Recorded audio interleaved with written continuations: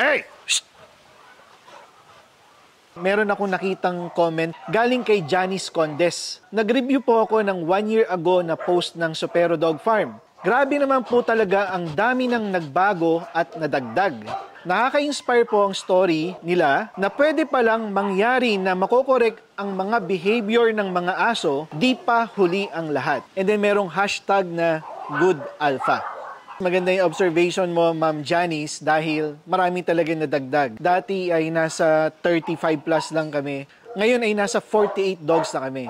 At isa sa mga nadagdag last year ay ito, si Baghari. Kung mababalikan niyo yung video si Baghari, dati ito ay walang confidence, no? Hindi mo makikitang magstay dito to. Makikita mo to nakatago somewhere or umaalis ng supero kasi gusto niyang gumala sa labas. So ito na siya ngayon. Tignan niyo naman, confident. Ang dami rin nangyari dito. Ang daming mga kagatan na nangyari bago namin na-introduce si Baghari sa pack. At ito naman si Pangarap. Siya yung kauna-unahan kong forest dog na inintroduce din sa pack. Marami ring kaganapan dito, marami ring kagatan bago namin na-introduce sa pack.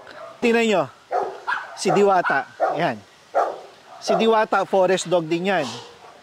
Tingnan nyo. Dati, walang confidence yan. Iyak ng iyak kapag nakikita ang ibang giants. Ngayon, no, nakikipagbardagulan na rin. Hungarian Pulley, ganun din. Dati, takot na takot yan. Ngayon, siga na rin. Ayan mga boss, si Diwata, Pangarap, India, Super. O, tingnan nyo naman si Diwata. Yung confidence level ni Diwata, ang taas-taas na. O, ayan, tingnan mo. O, gaano katindi yan. Dahil sa mga ginagawa namin, ganyan ang mangyayari. So, nandito naman si Tala. Yan. Si Tala ang aking pinaka-dominant na babae dati at lahat na lang inaaway nito. Ngayon, ayan, nakikita nyo naman. Nandito si B1, nandito si Tala, eto si Senyora. Senyora yung Tala, magkaaway yan, mortal yan. Pero ngayon nakikita nyo, hindi nga sila magpansinan. Okay, ito, si India. Good dog. O, tingnan nyo si Senyora at Tala. Ganyan na lang ginagawa niyan. Si Victoria naman, mortal niyang kaaway si Orange nandun. Pero naglampasan lang sila at hindi na sila nagbabangayan, di ba? Hello! Huh. At dito, makikita nyo naman, nandito yung Rottweilers. Yan, o. Yung Rottweilers, huy.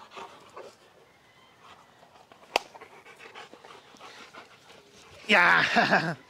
Ano? Huh? Yan.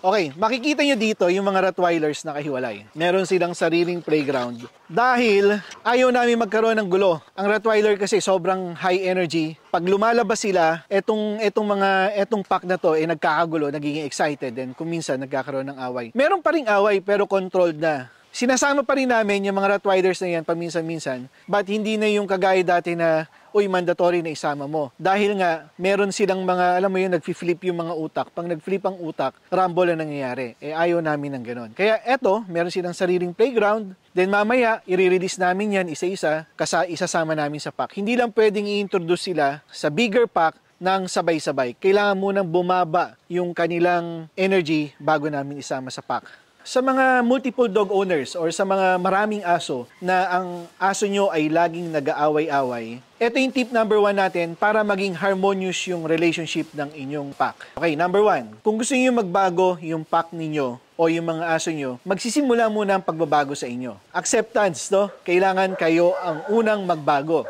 Yung pagbabago na sinasabi ko, ang aso, para siya ay maging balanse, kailangan napapagod siya. Ibig sabihin, kailangan meron siyang activities. Kaya ikaw ang kailangang unang magbago kasi unang-una, kailangan gumalaw ang katawan mo.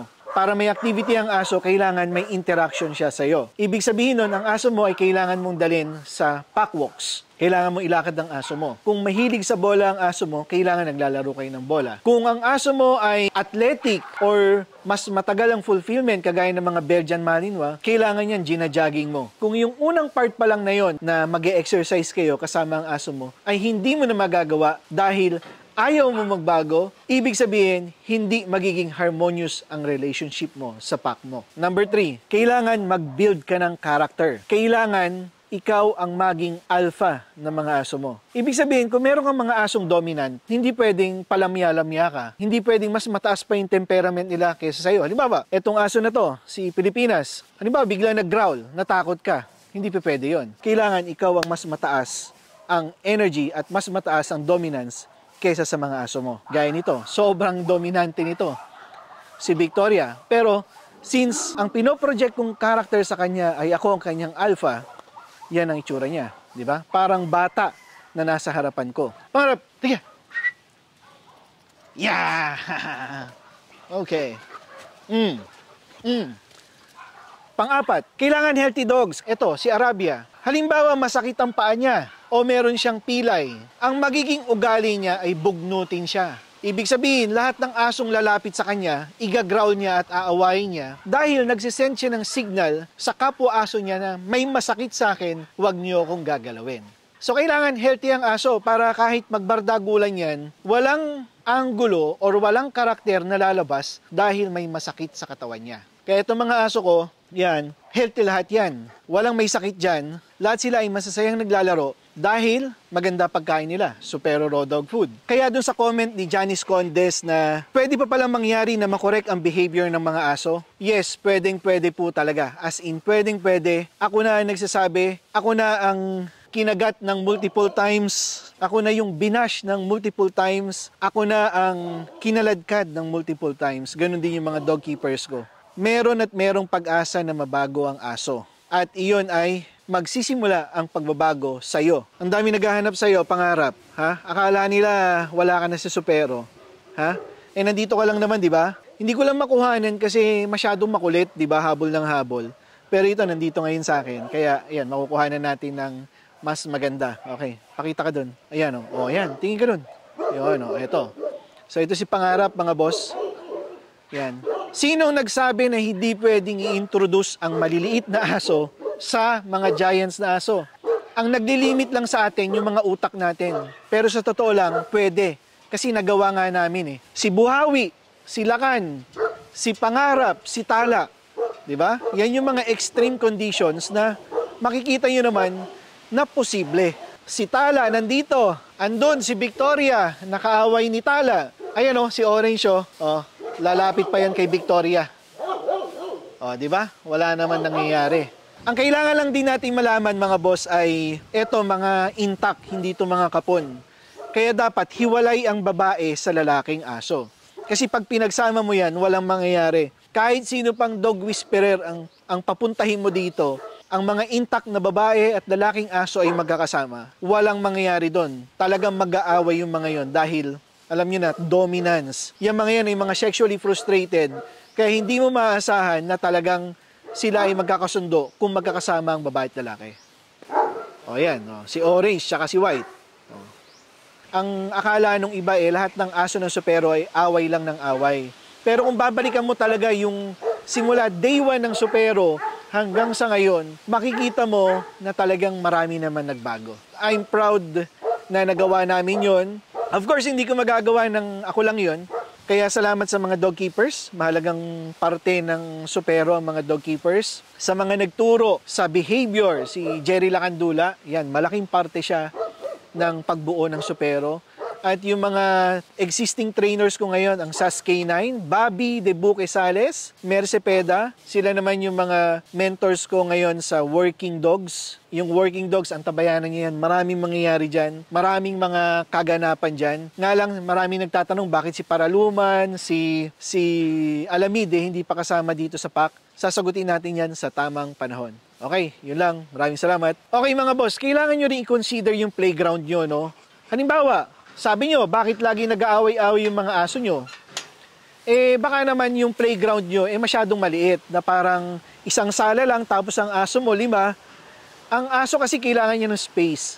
Kung ganun lang kaliit, halimbawa merong asong takot, hindi na siya makakapagtago kasi masyadong maliit yung playground. Kaya wala siyang ibang pwedeng gawin kundi ipagtanggol ang sarili niya. Hey! Shh!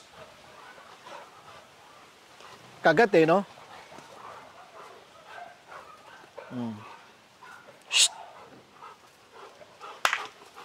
Parang bumehave si Turkey, no? Pag ganito karami ang aso, kailangan nakabantay. Kasi yung change of behavior, masyadong spontaneous yan sa mga aso. Pag meron nang nag-overdo ng laro, kailangan mag-intervene ka. Kagaya nito, kanina pa to eh. Kailangan siya ang ma-slow down or ma-pin down kasi siya yung nag-a-add ng excitement sa grupo. Diba? Ganda-ganda pa naman ito. Warrior na warrior. Doon. Bam! Ayan, dyan nagsisimula yan eh. Sa bangga-bangga na yan eh. Sige, takbo! Okay mga boss, tingnan nyo si Turkey. O yan, basagulero yan. Pero nag-o-observe lang. Diba? Ayan na natin siya dyan. Gusto natin payapang buhay. O, tingnan yan. O, so si Abu Mayumi Diwata. O, dati nun, iiyak na yan, di ba? Takbo na yan. Ngayon, hindi na. O, tingnan yung buntot. Masaya na siya. At tingnan nyo naman si Baghari. O, dati, nakatago yan. O, nandito na ang buong pack, ha? Pero si Baghari nandyan, o. Ganda.